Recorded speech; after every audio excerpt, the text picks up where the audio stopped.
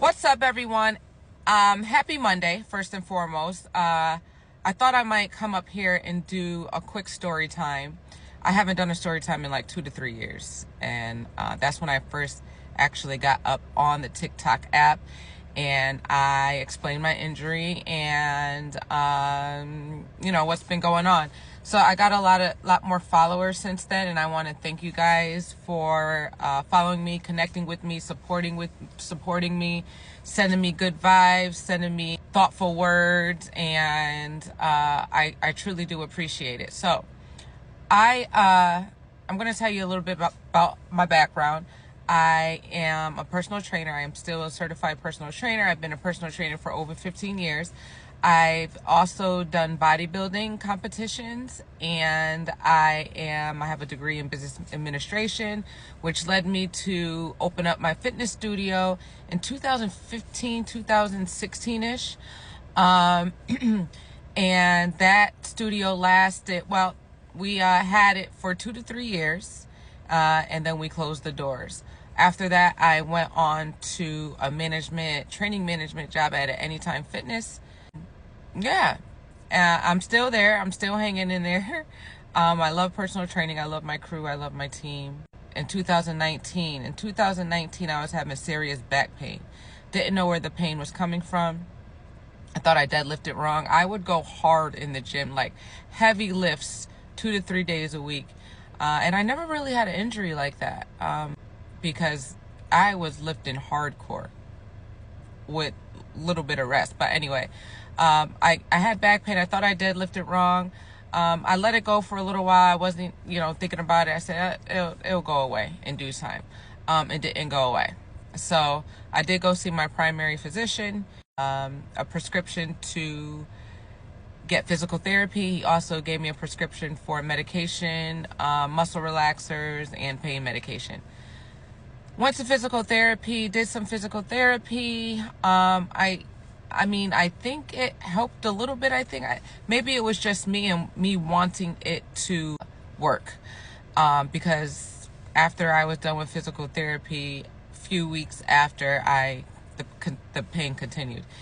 And not just the back pain now. It was messing with, I was having like restless leg syndrome, and you're laying in bed, you feel like your legs just got to keep moving. Like, it's a weird kind of feeling. It's like you have to get up, just can't rest.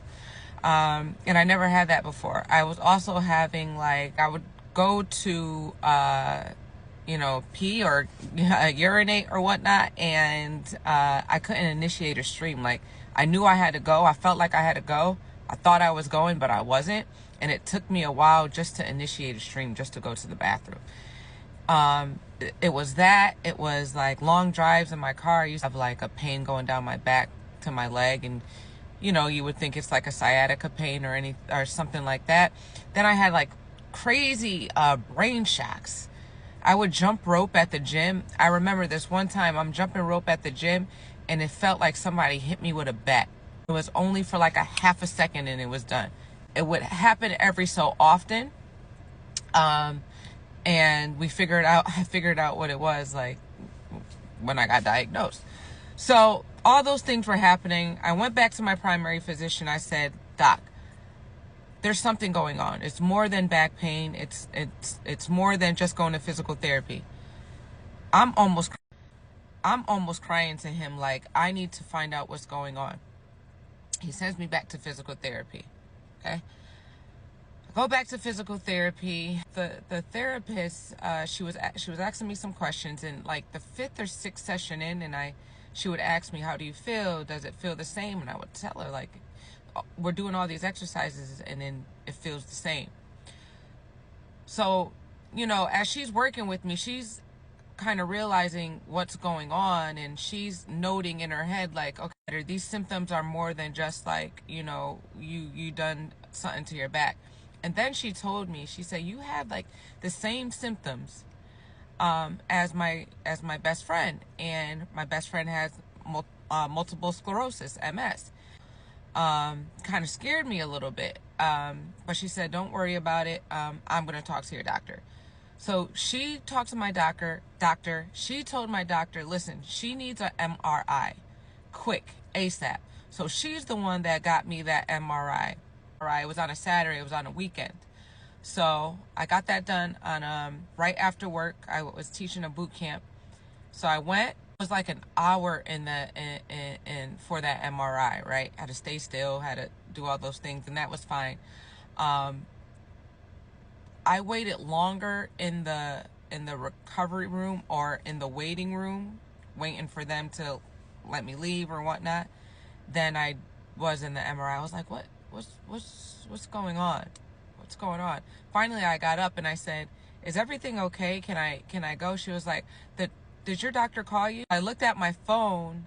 My phone was off because I was in the MRI, and she left me a voicemail. So it was the doctor on call that left me a voicemail, told me to give her a call ASAP. I called her back, and she said, you have to go to the emergency room right now. She says, you have a tumor inside of your spinal cord. The only thing I heard was, go into the ER. So I really didn't know much of what was going on. So I went into the ER, sat down, got right up because they called me right in. The doctor that was there at the hospital explained what was going on with me. She said, you have a tumor in your spinal cord. We don't know if it's cancerous or not, but it's that's what's giving you all those symptoms. And I'm like, oh my God. So I'm calling my fiance, drove right to the hospital. So the doctors there at the local hospital said, we can't do anything with this. We're going to send you to Yale, okay?